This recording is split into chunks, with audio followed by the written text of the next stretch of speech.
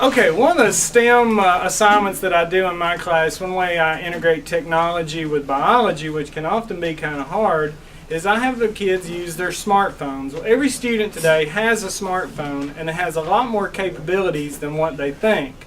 So today's project, my students are actually taking pond water, looking under the microscopes at samples of the pond water, and when they get a sample in focus, they can actually take their phone, download a small magnifier app, and use their phone to capture pictures of what they're seeing in the microscope, and then they text those pictures to their Google Drive and bring those up on the computer. Have a look.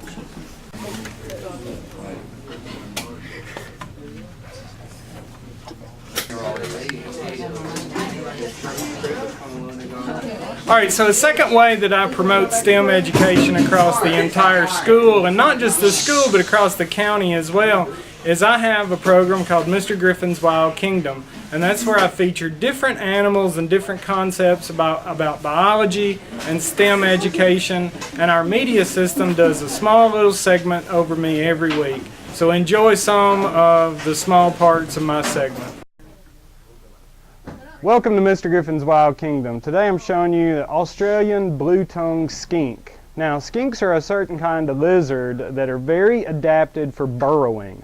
That's why he has such funny little legs. He really doesn't use his legs very much except to help him burrow through the soil. You can also see, if he'll stick his tongue out for us, that he does in fact have a blue tongue. Now, Australian blue-tongued skinks come from the deserts of Australia.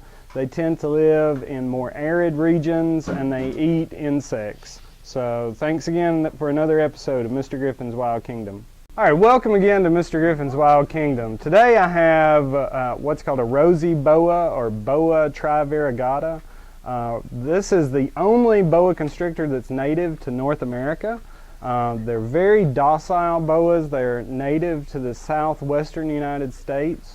They generally live underneath rocks and in crevices, and they prey on small animals and rodents, pack rats, and sometimes lizards. They make really excellent pets because they are so docile and very inquisitive, very active snake. They grow to a length of about 1 meter and can get about as big around as a golf ball. And this is a rosy boa. Have a good day. Alright, welcome again to Mr. Griffin's Wild Kingdom. Today I have my prize pet. This is Bob the boa constrictor. He is a boa constrictor imperator, or a Colombian red-tailed boa.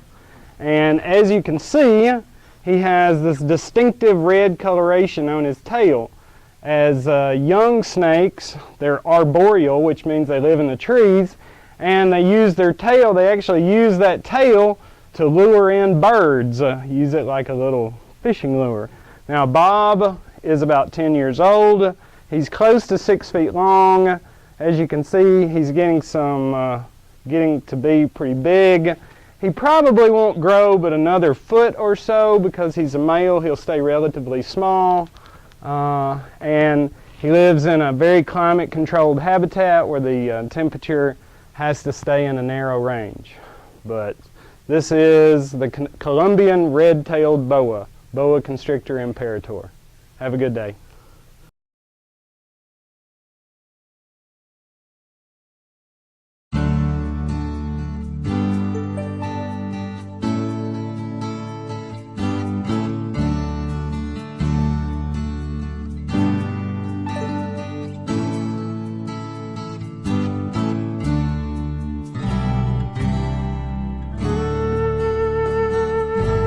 Okay, so one new project I've been doing in my class is dealing with monomers and polymers. Polymers are big, long chains of molecules, and they're made up of smaller parts called monomers.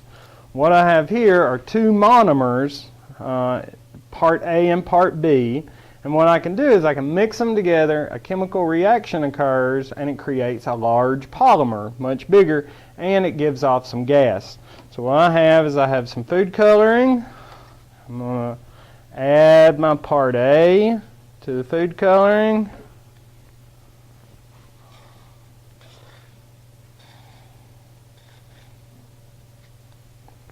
Then I'm going to add my part B. So 2 monomers going together. And a chemical reaction will start happening when I mix them together.